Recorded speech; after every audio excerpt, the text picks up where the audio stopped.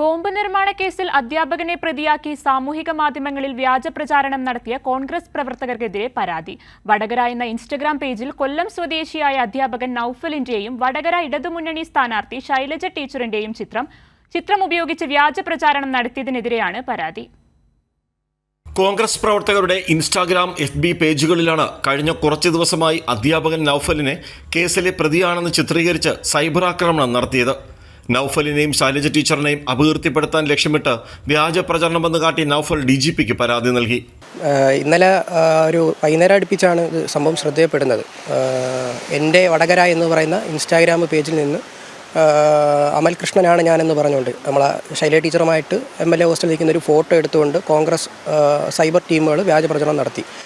പല ഇൻസ്റ്റാഗ്രാം പേജുകളിലും ഇപ്പോഴും ആ ഒരു ഇമേജ് കടന്ന് വല്ലാതെ പ്രചാരണം നേടിയാണ്. കോൺഗ്രസിൻ്റെ പയ്യോളിയിലുള്ള ഒരു സജീവൻ MK എന്ന് പറയുന്ന ഒരാളും അതുപോലെ തന്നെ മഹിളാ കോൺഗ്രസിൻ്റെ മണ്ഡലം പ്രസിഡൻ്റായിട്ടുള്ള പയ്യോളിയിൽ തന്നെ മണ്ഡലം പ്രസിഡൻ്റായിട്ടുള്ള ഒരു ഗീതാ ശ്രീജിത്തൊക്കെയാണ് ഇത് വാട്സപ്പിൽ കൂടുതലായിട്ട് പ്രചരിപ്പിച്ച് കാണാൻ വേണ്ടി സാധിച്ചത്. പരാതി കൊടുത്തിട്ടുണ്ട്.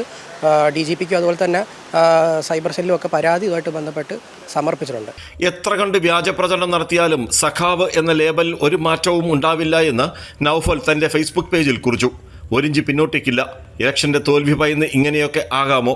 കോൺഗ്രസ്സുകാർക്ക് എന്തും മാന്യതയല്ലേ എന്നും ചോദിച്ച് നൌഫൽ കോൺഗ്രസ് സൈബർ ഗുണ്ടകൾക്ക് സാമൂഹ്യ മാധ്യമങ്ങളിലൂടെ മറുപടി നൽകി. മാതൃകാപരമായി ഈ പ്രായത്തിൽ തന്നെ പ്രവർത്തിക്കുന്ന ഒരു അധ്യാപകനാണ് നൌഫൽ.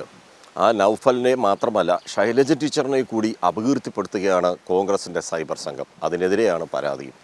കൊല്ലത്ത് നിന്ന് ക്യാമറമാൻ അയ്യപ്പദേവനൊപ്പം രാജ്കുമാർ.